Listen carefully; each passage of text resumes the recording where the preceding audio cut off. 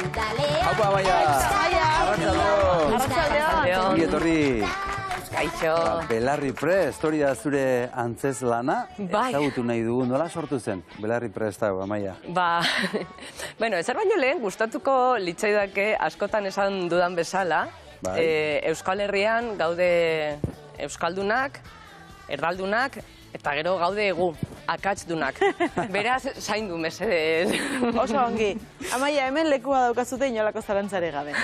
Eskerrik asko. Bistan da humorea ere badaukazula, ezta? Bai, bai.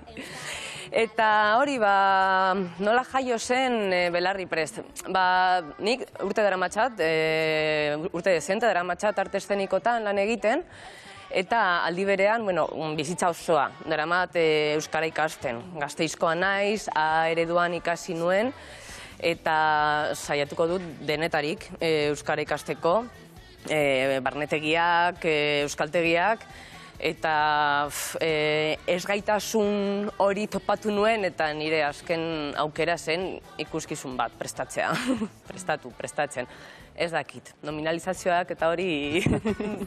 Beraz, horrek esan nahi du azken finean antzezlan hau zure esperientzia pertsonaletik abiatzen dela, ezta? Baina zergatik erabaki zenuen hau eramango dut oholtza gainera?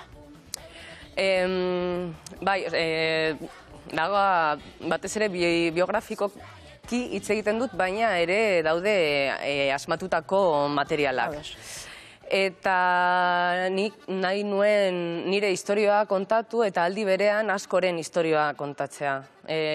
Euskaltegiak eta barnetegiak daude jendez lepo eta askotan ez gaude espazio publikoan kaleetatik eta hori. Eta nahi nuen pixkat aldarrikatzea ere, gu, euskal kulturaren parte ere gara, bai. Eta ze gai lantzen dituzu, antzezlan honetan? Zeri buruz hitz egiten duzu? Ikastearen prozesuari buruz, batez ere.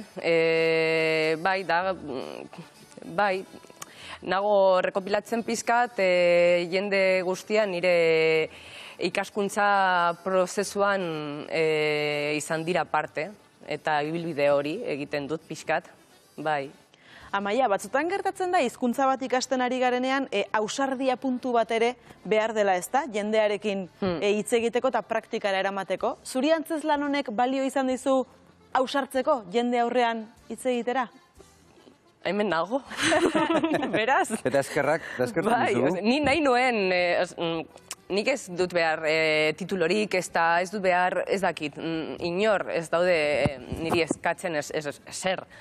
Nik nahi dut aukeratzea noiz euskaraz bizi eta noiz nahi, ez dakit nola esaten den. Baina bai, lanari hau esker lortu dut pixkat, behintzat beldurra galtzea. Zen nire helburua eta, ari zara lortzen. Bai. Pixkanaka, ezta? Orain irudi batzuk ikusi ditugu, Belarri Prest zure antzezlanari buruz. Eta hori ikusi dugu aditz taulak eta horrelako kontuak ikusi ditugu, famatuak direnak denontzat, ezta? Hoiei buruz, zer esaten duzu edo zerbait esaten duzu? Nago pentsatzen, bai, taula hori,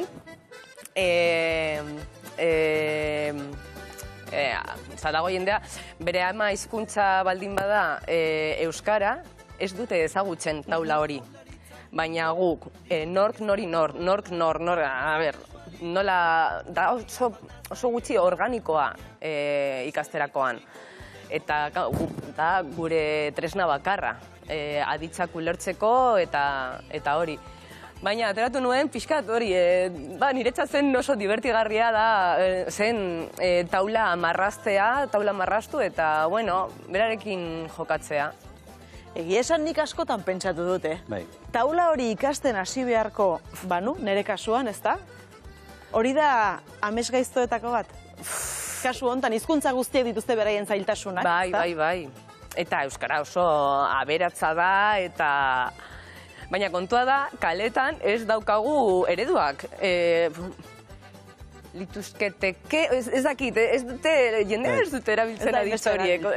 Oso politak dira, trinko aditzak dira, hitz batekin zerbait esatea, baina normalean ez gaude erabiltzen aditz horiek. Bai, pertsona bat ezagutzen duzunean eta gustoko baduzu asko gustatzen zatzaizkit, Santzeski. ez diozu esaten.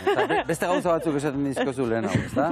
Bai. Bueno, eta zer esaten du jendeak hau ikustera joaten denean, zu ikustera joaten denean? Ba, harrera oso ona eduki du proiektu hau, eta esan didate denetarik, beharrezkoa dela, edo eskertzen dute ere umorean bitartez eginda dagola, eta bai, eta egon naiz lan egiten, bai euskaltegiekin, bai korrika kulturalekin, eta esparru desberdinetan agertzen dira eta gertatzen dira gauza desberdinak, baina beti izan da oso aberazgarria niretzat eta bai publikoentzat, bai. Amaia, hasieran esan diguzu daudela euskaldunak, erdaldunak eta akasdunak, ezta? Bai. Hori zer da, nolabait ere, salaketa txiki bat bada, esan nahi dut, empatia falta bat badago agian euskaldun berriekiko eta agian euskaldun berri hitza bera ere ez da oso egokia?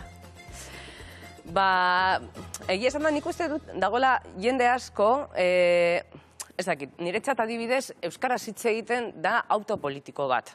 Eta dago jende asko eskertzen dute nire esfortzua, baina bai, dago jende batzuk ez daukatela denborarik.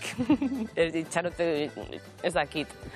Ez dakit zergatik gertatzen den hori, baina askotan bai gertatzen da, eta askotan da gure buruko epaia ere, gure konplexua, gure beldurra, eta baina ere badaude, bai. Eta jo, euskaldun berri hitzekin nik bai, dauzkat arazoren bat, eta euskaldun zaharrekin hitzarekin ere, eta bueno, ama hizkuntza dutenak, euskara ama hizkuntza dutenak edo ez dutenak, baina nork esaten du zu zaharra naiz eta 20 urte daramatzazu euskaraz hitz egiten. Ez dakit. Lertzen da? Bai, ondo. Ez da, ba. Eta zuk ere ulertzen ditu, zure galderak. Bai. Ulertzerakoan ez daukat arazorik, baina. Eta euskaldun berri, euskaldun zahar, alderaketa horiek alde batera utziko bagenitu, horiek baztertuko bagenitu, euskaldun besterik gabe esango bagenu, horrek lagunduko luke, Amaia? Uste dut baietz, eta politika hori hau bizi edo belarri prest ere laguntzen du. Tipo, bueno, hauek dira nire beharrak, nahi baldin baduzu nirekin hitz egitea, guazen adostera nola egingo dugun. Ez dakit. Bueno, hori. Argi dago, Amaia, oso gai mamitsuak lantzen dituzula, ezta, antzezlanean, baina badu humoretik eta ironiatik, ezta? Hori galdu gabe. Bai. Niretzat humorea garrantzi handikoa da, nire bizitza orokorrean, eta naizetan, askotan ez dut nahi, humorea erabili, baina agertzen da. Eta hemen ere, da, bueno, zu zaude baratzan lurra lantzen eta hori, eta pap, eta niri gertatzen zait hori, humorea agertzen da. Ateratzen zaizu, ze ona. Eta nola visualizatu behar zaitugu, nola ikusi behar zaitugu zule antzezlanean, zertzara, zu ateratzen zara holtzara, eta hor, hitzaldi edo performance moduko bat egiten duzu? Bai, olako zerbait. Dauka, hitzaldi performatibo itxura daukat, bakarrizketa moduan ere, eta bai, estetika oso simplea, bakarrik ni, proiekzioak eta atril bat, eta nire gorpua eta nire mugimendua ere laguntzen du espazioa marrasteko eta hori. Bai, baina ez dauka, inoiz ez dut erabili gauza asko, estenografia asko, nire furgoneta txikia da, beraz.